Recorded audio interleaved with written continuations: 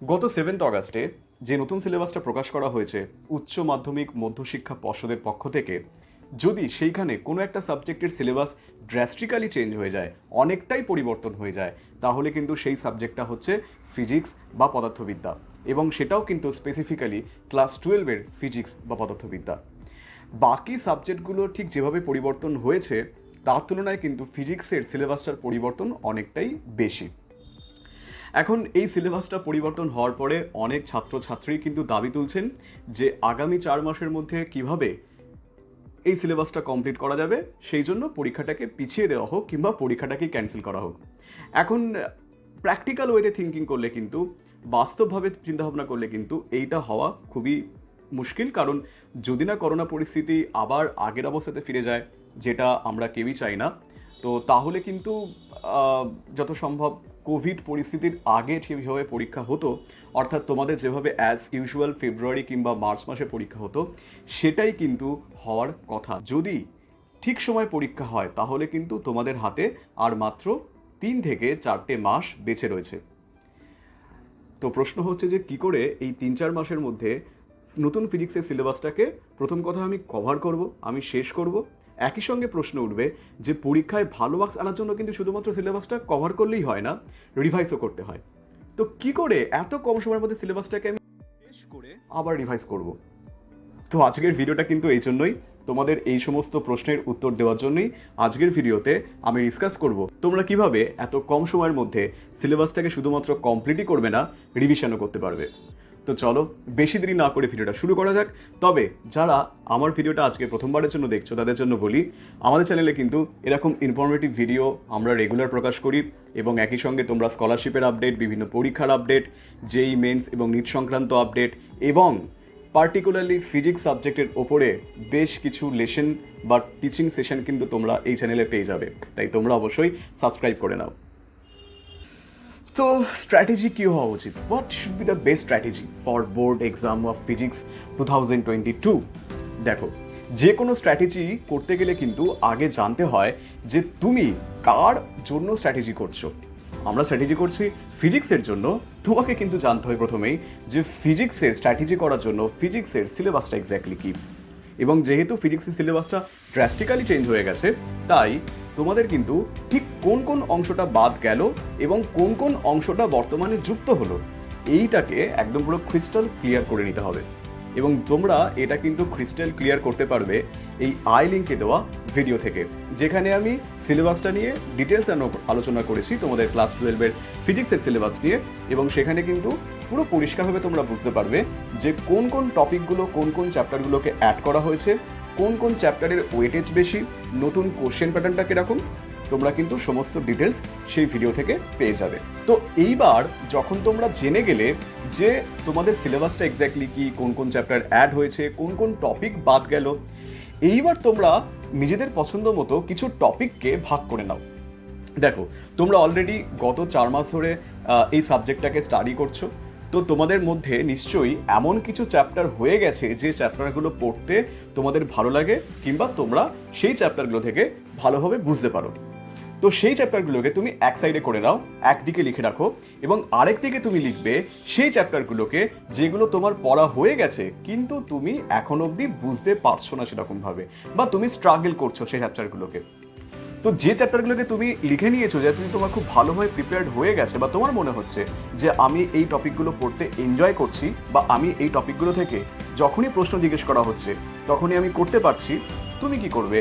এই সাবজেক্টগুলোকে বা এই টপিকগুলোকে এখন একটুখানি কম নজরে রাখবে। অর্থাৎ আমরা নেক্সট যে স্ট্র্যাটেজি করছি সেই স্ট্র্যাটেজি, বা নেক্সট 1 মাস হোক, 1.5 মাস হোক, বা 2 মাস হোক, এই সময়টাতে কিন্তু মানে তোমাদের টেস্ট পরীক্ষা অ্যানাউন্স হওয়ার আগে অবধি তুমি কিন্তু এই টপিকগুলোকে একটুখানি কম স্টাডি করবে।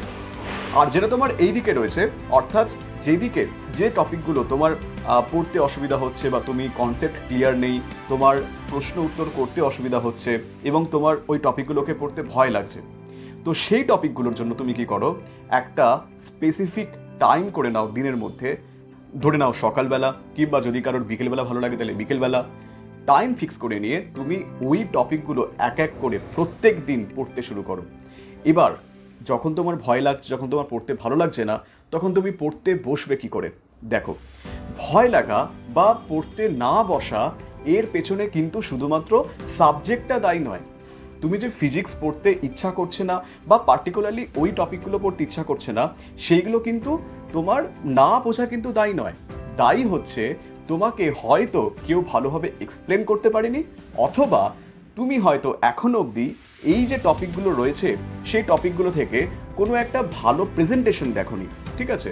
তো সেই জন্য তোমার প্রথম লক্ষ্য হবে হচ্ছে এমন একটা প্ল্যাটফর্ম বা এমন একখানা জায়গা খুঁজে বার করা যেখানে কিন্তু খুব ভালোভাবে ওই টপিকগুলোকে এক্সপ্লেন করা রয়েছে, যেখানে তুমি ওই টপিকের সংক্রান্ত যে কটা প্রশ্নগুলো রয়েছে সবগুলো তুমি এক জায়গাতে পেয়ে যাবে। এবার প্রশ্ন উঠবে, আমি কোত্থেকে পাবো এটা? দেখো, আজকালকার যুগে আমি মনে করি যে বেস্ট রিসোর্স যদি কোথাও থাকে একদম ফ্রিতে বিনামূল্যে, তো সেটা হচ্ছে ইউটিউব। তুমি ইউটিউবে যাও, বিভিন্ন টিচার রয়েছেন যারা কিন্তু দুর্দান্ত পড়ান ওই টপিকগুলোতে। তোমরা ওই টপিকগুলোর ওই টিচারদের ভিডিও কিন্তু দেখতে পারো। ধরো, আমি জাস্ট এক্সাম্পল দিচ্ছি, আমি এখানে কাউকে প্রমোট করছি না। এক্স টিচার বা ওয়াই টিচার, ইনি একটা টপিক পড়ান যেটা হচ্ছে ম্যাগনেটিজম। তো তুমি কি করলে, এক্স টিচারের ভিডিওগুলো দেখলে একের পর এক, এবং দেখার পর তোমার একটা আইডিয়া হলো তোমার, কারণ এক্স টিচার প্রেজেন্টেশন হচ্ছে ভালো, তো তুমি অলরেডি এই টপিকগুলোকে তোমার কিছুটা আইডিয়া ক্লিয়ার হলো। এরপর তুমি কিন্তু এখানেই না থেমে তুমি যাও আরেকজন টিচারের কাছে, তুমি যাও ওয়াই টিচারের কাছে। তো ওয়াই টিচারের কাছে গিয়ে তুমি কি করবে, ওই টপিকগুলোকে আরেকবার তাড়াতাড়ি, মানে ভিডিওটাকে স্কিপ করে তাড়াতাড়ি তুমি দেখে নাও। এর ফলে কি হবে, যখন তুমি একই টপিক 2-3 জন টিচারের কাছ থেকে পড়বে, তখন কিন্তু তোমার ওই টপিকটার মধ্যে যে সমস্ত ভুল ধারণাগুলো ছিল বা যে ভয়টা ছিল বা যে প্রশ্নগুলো করতে অসুবিধা হচ্ছিল, তোমার কিন্তু সেই জায়গাগুলো সম্পূর্ণ দূর হয়ে যাবে। ঠিক আছে? তো এইভাবে তুমি এতদিন অবধি যেগুলো পড়ে এসছিলে সেইগুলোর মধ্যে একটা মাত্র পোর্শন, কোন পোর্শনটা, যে পোর্শনটা তোমার পড়তে অসুবিধা হচ্ছিল বা তোমার বুঝতে অসুবিধা হচ্ছিল, তুমি কিন্তু সেটাকে এখন থেকেই রিভিশন করা শুরু করে দাও।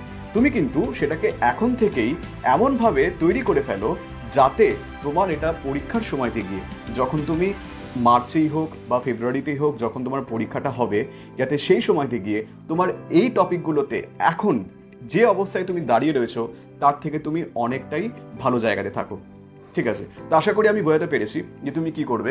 আর যখন তোমার টপিকগুলো বোঝা হয়ে গেল, তখন তুমি প্রশ্ন উত্তর প্র্যাকটিস করার জন্য 2019 সালে যদি কারোর কাছে টেস্ট পেপার থাকে, এবিটিএ হোক, ডাব্লিউবিটিএ হোক, যার খুশি হোক না কেন, তো সেই টেস্ট পেপারগুলো তুলে তোমরা সেখান থেকেই প্র্যাকটিস করতে পারো। আর যদি এই বছরে টেস্ট পেপার বেরোয়, জানে না কেউ যে টেস্ট পেপার বেরোবে কিনা, যদি বেরোয় তো সেখান থেকে তোমরা প্র্যাকটিস করবে। বুঝতে পারছো? তো এরকমভাবে কিন্তু তোমাদেরকে আগের যে রিসোর্সগুলো ছিল সেইগুলো তোমরা প্র্যাকটিস করতে পারো। অলরেডি যে রিসোর্সগুলো রয়েছে তোমরা সেগুলো থেকেই প্র্যাকটিস করতে পারো। তো প্রথমেই ইম্পর্টেন্ট হচ্ছে আগে যে সিলেবাসটা ছিল সেখান থেকে তোমরা রিভিশন শুরু করে দাও, যাতে অ্যাটলিস্ট আমাদের অগাস্ট মাসে যে সিলেবাসটা রিলিজ করা হয়েছিল সেই সিলেবাস থেকে আমাদের কোনো রকম অসুবিধা না থাকে। আচ্ছা, এরপর নতুন যে সিলেবাসটা অ্যাড করা হয়েছে, যেখানে প্রায় 4টে বা 5টা মানে চ্যাপ্টার অ্যাড করা হয়েছে বা মানে টপিক অ্যাড করা হয়েছে। তো এরপর তোমার কাজ হবে হচ্ছে, দেখো তোমাদের টিচার তোমাদের পড়াবেই, তুমি যেখানেই প্রাইভেট টিউশন পড়ো, তুমি স্কুলে পড়ো, তো তোমাকে নিশ্চয়ই সেগুলো পড়ানো হবেই। তো এটা হতে পারে যে হয়তো টিচাররা সেই সমস্ত টপিকগুলোকে খুব তাড়াতাড়ি পড়িয়ে দিল, কারণ তাদের হয়তো সময়টা কম, তারাও যে স্পিডে চলছিল, এখন হট করে সিলেবাসটা বেড়ে যাওয়ার জন্য হয়তো তারাও খুব দ্রুত শেষ করার জন্য চেষ্টা করলেও করতে পারে। তো যদি তারা স্বাভাবিক স্পিডেই পড়ে তাহলে তো কোনো অসুবিধা নেই, তোমরা খুব ধীরে সুস্থেই বুঝতে পারবে। বাট যদি তারা একটু তাড়াতাড়ি করার চেষ্টা করে, তাহলে আমি বলবো যে তোমরা কি করবে, তোমরা ওই যে টপিকগুলো যেগুলো অলরেডি ধরো নতুন অ্যাড করা হয়েছে, যেগুলো আগে সিলেবাসে ছিল না, তোমরা সেইগুলোর জন্য তোমাদের যে প্রশ্ন রয়েছে, দেখো যে 2019 সাল থেকে শুরু করে বাকি সময়গুলোতে, মানে ধরো 2015 সাল থেকে শুরু করে 19 সাল অবধি এই সময়তে ওই টপিকগুলো থেকে কোন কোন প্রশ্নগুলো এসছে, কেমন? তো যে ঠিক প্রশ্নগুলোকে এসছে তোমরা একটা লিস্ট বানিয়ে নাও যে এই চ্যাপ্টার থেকে এই প্রশ্নগুলো এসছে, এবং তোমরা কিন্তু ওই চ্যাপ্টার থেকে ওই প্রশ্নগুলোকেই করার চেষ্টা করো, ওই জায়গাগুলোকেই ভালো করে বারবার পড়ো। ঠিক আছে? তোমাকে নতুন চ্যাপ্টারগুলো যদি তোমাদের মনে হয় যে সিলেবাসটা আমি শেষ করতে পারবো না, তাহলে কিন্তু পুরোপুরি সিলেবাসটা ছেড়ে দেওয়ার থেকে বা কোনো একটা চ্যাপ্টারকে পুরোপুরি ছেড়ে দেওয়ার থেকে বেটার হচ্ছে যে আগের বছরগুলোতে ওই চ্যাপ্টার থেকে ঠিক যে প্রশ্নগুলো এসেছিল সেই প্রশ্নের আশপাশের টপিকগুলোকে রেডি করে রাখা, এবং সেটা করতে কিন্তু খুব একটা বেশি সময় লাগবে না। ঠিক আছে, তোমরা হয়তো অ্যাভেলেবেল রেডিমেড উত্তর পেয়ে যেতে পারো ইন্টারনেটে, অনেক ইউটিউব চ্যানেলেরও যারা হয়তো রেডিমেড উত্তর দিয়ে দেওয়া রয়েছে, তো তোমরা সেখান থেকে সার্চ করতে পারো, বা তোমরা বইতে তো খুঁজে পেয়ে যাবে, বইতে খুঁজে পাওয়া খুব একটা কঠিন ব্যাপার না, আর তোমাদের টিচারও কিন্তু তোমাদেরকে হেল্প করবে। তো এইটা কোন টপিকগুলোর জন্য তুমি স্ট্র্যাটেজিটাকে নেবে হচ্ছে একমাত্র সেই চ্যাপ্টারগুলোর জন্যই যেগুলো পরবর্তীকালে অ্যাড করা হয়েছে, অর্থাৎ যেটা 7 অগাস্টে অ্যাড করা হয়েছে, এবং তোমার মনে হচ্ছে যে আমি হয়তো এইগুলোকে শেষ করতে পারবো না। ক্লিয়ার? তো যদি তুমি এইভাবে করো তাহলে কিন্তু খুব একটা অসুবিধা হওয়ার কথা না, যথাসময়ের মধ্যে সিলেবাসটাকে অ্যাটলিস্ট 80% থেকে 85% সিলেবাসটাকে খুব ভালোভাবে শেষ করার, এবং তুমি টার্গেট রাখো যে এই সমস্ত কাজগুলো কিন্তু তুমি করবে নেক্সট 2 মাসের মধ্যেই, অর্থাৎ আজকে হচ্ছে অক্টোবরের 21 তারিখ, তো তোমার টার্গেট থাকবে যে ডিসেম্বরের 21 তারিখ থেকে বা জানুয়ারির প্রথম সপ্তাহের মধ্যে যাতে আমার সিলেবাসটা এইভাবে পুরো কমপ্লিট হয়ে যায়। এইভাবে কমপ্লিট হলে কিন্তু অনেক টপিক তোমার প্রায় পুরো সিলেবাসটাই কমপ্লিট হচ্ছে, আর তোমার কিন্তু কোনো জায়গা পার্টিকুলারলি ছেড়ে যাচ্ছে না তুমি, আর কিন্তু তোমার একই সঙ্গে যে মার্কস পাওয়ার জন্য যেটুকু পড়তে হয় সেটুকু তোমার কিন্তু এখানে কভার হয়ে যাচ্ছে। তো এটা কিন্তু আমার মনে হয় যে বেস্ট স্ট্র্যাটেজি।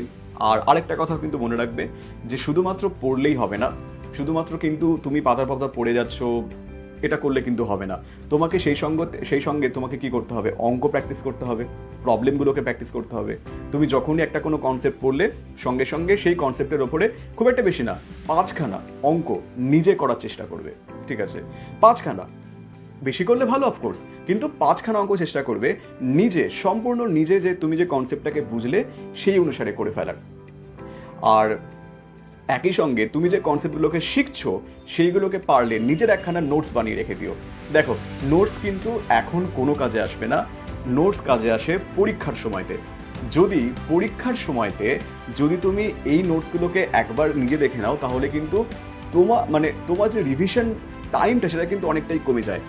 ঠিক আছে, তো নোটস কাজে লাগে পরীক্ষার সময়তে, নোটস কিন্তু নর্মাল সময়তে কোনো কাজে আসে না ঠিক, কিন্তু তেমনই নোটস কিন্তু ওটা অনেকটাই টাইম সেভ করে ফেলে যখন তুমি পরীক্ষার আগের দিন বা পরীক্ষার 1 সপ্তাহ আগে তুমি রিভিশন করবে সেই সময়তে। তো চেষ্টা করো এখন থেকে একটা নোটস বানিয়ে রাখার।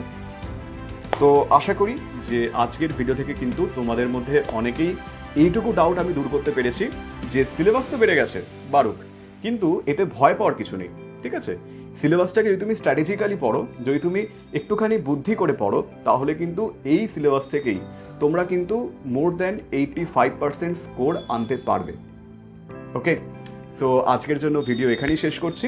যদি তোমাদের মধ্যে আরও কিছু প্রশ্ন থাকে যে আমার এখনও পর্যন্ত কিছু প্রশ্ন রয়ে গেছে, আমি এখনও তোমার মধ্যে কিছু একটা প্রশ্ন আছে যে আমি কি করে করব, বা পার্টিকুলারলি কোনো তোমার টপিক সম্বন্ধে প্রশ্ন রয়েছে, তো তোমরা কিন্তু কমেন্ট বক্সে তোমাদের ডাউট, তোমাদের প্রশ্ন, তোমাদের জিজ্ঞাস্য যা খুশি বা তোমাদের মতামত তোমরা কিন্তু জানাতে পারো। তো এই সঙ্গেই আমি ভিডিও শেষ করছি। So good bye.